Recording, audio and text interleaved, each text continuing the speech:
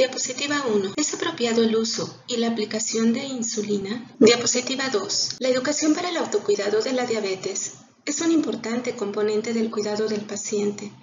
No solo incluye a los pacientes y familiares, sino al equipo de salud involucrados en su atención, quienes brindarán un cuidado estandarizado a la persona que va a utilizar un medicamento de alto riesgo como lo es la insulina. Diapositiva 3.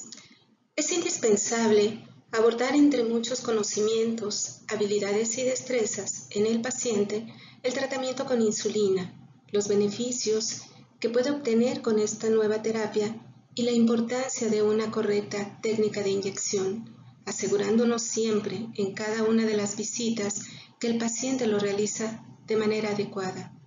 Esto puede evitar futuros eventos adversos. Diapositiva 4. Una persona con diabetes requiere conocer su plan de alimentación, monitoreo de la glucosa capilar, pero no solamente el procedimiento, sino saber cómo registrar e interpretar sus resultados. Conocer los horarios de sus medicamentos, su programa de ejercicio, el tipo y dosis de insulina indicada por su médico, además de la técnica adecuada de preparación e inyección de insulina. Diapositiva 5. Es importante recordar que la insulina está considerada como un medicamento de alto riesgo, ya que tiene un riesgo muy elevado de causar daños graves e incluso la muerte, cuando se produce un error en el curso de su utilización, es decir, desde la selección de la insulina hasta la inyección. Diapositiva 6. Es decir, pueden haber confusiones entre los distintos tipos de insulina, por ejemplo en los nombres comerciales, Humulin, Humalog, Humalog Mix, o en las características físicas de las insulinas humanas, por ejemplo la R o cristalina, y los análogos de insulina, ya que todos ellos son transparentes. Diapositiva 8. Es por ello que se recomienda que al inicio de la terapia se resuelvan dudas, se incluya al familiar o al cuidador primario y se recalquen los beneficios que el paciente puede obtener con su tratamiento. Diapositiva 9. El desconocimiento del tratamiento con insulina puede generar creencias y mitos, como me la indicaron porque estoy más grave, la insulina causa ceguera, es complicado, me va a doler, me va a bajar mucho la glucosa, entre otros. Diapositiva 10. ¿Qué se debe conocer acerca de la preparación e inyección de la insulina? Diapositiva 11. Concentración de las insulinas. Cada mililitro de insulina equivale a 100 unidades. El frasco tiene 10 mililitros, equivalente a 1000 unidades. Las plumas de insulina contienen 3 mililitros, equivalente a 300 unidades. Diapositiva 12. Tipos de insulina de acuerdo a su acción.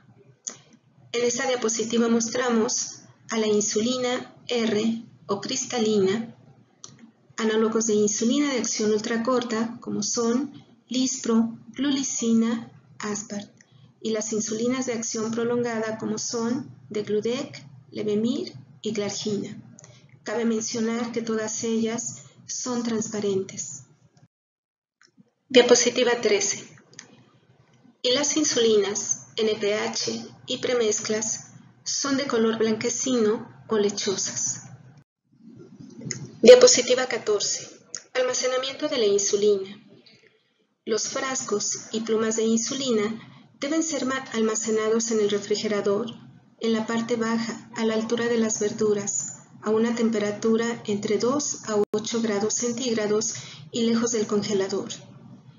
Si por alguna razón un frasco o pluma de insulina se llegarán a congelar, tienen que desecharse y ser reemplazados. Diapositiva 15. Sin embargo, es importante mencionar que una vez que se toma la primera dosis de insulina del frasco o de la pluma, la caducidad que viene impresa en la etiqueta se reduce a 28 días, Por ello se sugiere anotar en la etiqueta la fecha de inicio y la fecha de reemplazo. Diapositiva 16. En relación a los dispositivos para la inyección de insulina, actualmente se cuenta con jeringas de 30, 50 y 100 unidades, con aguja de 6 milímetros, que es la que se recomienda para evitar una inyección intramuscular. Y las características de cada jeringa son las siguientes. La jeringa de 30 unidades tiene doble escala de medición. Por un lado, mide de una en una unidad hasta llegar a 30 unidades y del lado izquierdo de media en media unidad hasta llegar a 30. La jeringa de 50 unidades está numerada de 5 en 5 hasta llegar a 50 y entre una línea y otra podemos medir una unidad de insulina. Y finalmente las jeringas de 100 unidades están numeradas de 10 en 10 hasta llegar a 100 y entre una línea y otra se pueden medir 2 unidades de insulina. Diapositiva 17. Plumas de insulina.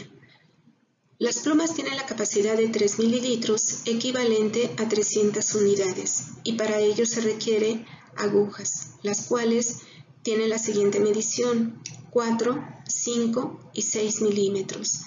Las agujas de 8 milímetros de preferencia no se deben utilizar para evitar una inyección intramuscular. Diapositiva 18. Muy bien, ahora vamos a revisar cuál es la preparación de insulina. Antes que nada, es importante realizar doble verificación, es decir, el educador en diabetes o familiar revisará que el paciente prepare la dosis e insulina correcta. La vía de administración es la vía subcutánea.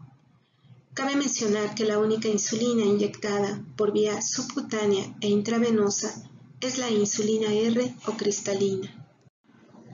Diapositiva 19. Preparación de la insulina. Como paso 1, se debe realizar higiene de manos con agua y jabón o con alcohol gel. Posteriormente, revisar las características de la insulina y la fecha de caducidad. Enseguida, realizar asepsia de la tapita del frasco o de la pluma de insulina. Si se trata de una insulina intermedia o premezclada, se rotará entre la palma de las manos aproximadamente unas 8 o 10 veces hasta que la mezcla se vea homogénea. Y enseguida se prepara la dosis exacta de insulina indicada. Si se trata de una pluma, se debe realizar una prueba de seguridad, es decir, colocar la aguja en la punta de la pluma, marcar una unidad y dispararla al aire. Enseguida, preparar la dosis exacta del medicamento. Diapositiva 20. Cuando se tiene indicada una mezcla de insulina, es decir, insulina R y NPH, se pueden preparar en la misma jeringa. Sin embargo, es importante recordar que primero se extrae la insulina R del frasco y después la NPH, para evitar contaminación del frasco de R. Diapositiva 21. Muy bien, ahora revisaremos la inyección de insulina. Como paso 1, se deberá realizar higiene de manos con agua y jabón o con alcohol gel. Seleccionar el sitio donde se va a realizar la inyección. Realizar asepsia con un algodón humedecido con alcohol y dejarlo secar. Posteriormente, hacer un pliegue de piel con el dedo pulgar, índice y medio. Introducir la jeringa o la aguja de la pluma con un ángulo de 45 a 90 grados.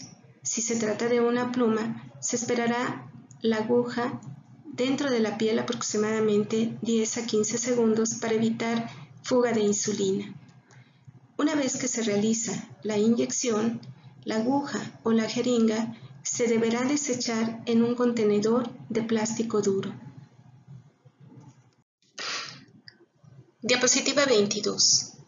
Muchos pacientes que se inyectan insulina o que inician el tratamiento temen al dolor. ¿Qué hacer para disminuirlo? 1. Se deberá inyectar la insulina a temperatura ambiente.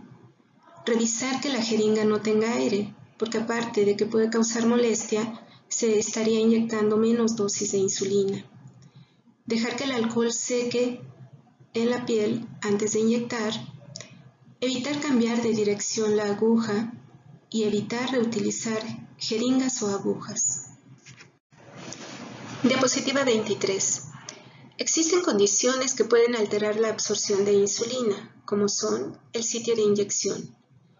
La insulina se absorbe más rápidamente en el abdomen, seguida de brazos y posteriormente los muslos. Profundidad de la inyección. Es necesario seleccionar el tamaño de la aguja adecuada para la inyección. Al momento de inyectar el medicamento, se tiene que introducir toda la aguja, con un ángulo de 45 a 90 grados.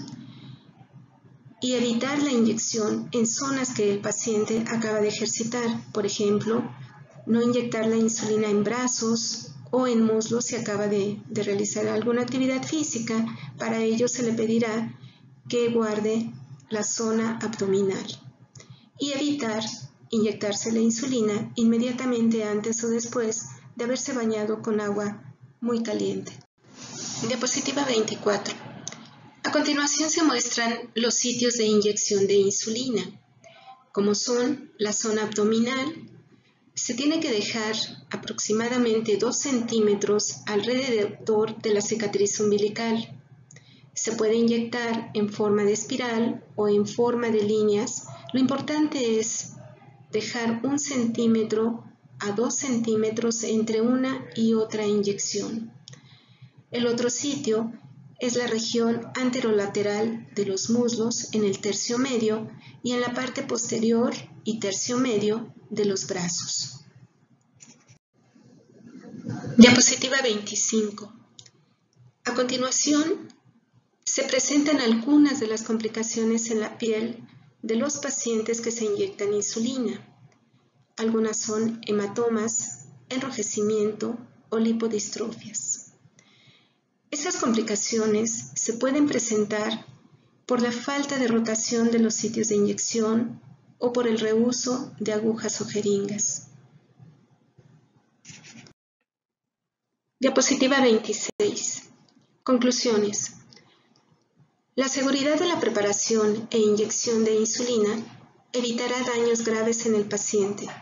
Por ello, se debe realizar doble verificación cuando se prepare alguna dosis de insulina. Diapositiva 27. La educación para el autocuidado de la diabetes es un proceso interactivo que no solo involucra al paciente que vive con diabetes y a su familia, sino también a todo el equipo de salud involucrado en su atención. Diapositiva 28. Y para finalizar, mostraré algunas palabras que el Dr. Elliot Joslin mencionó. La educación no es parte del tratamiento, sino es el tratamiento.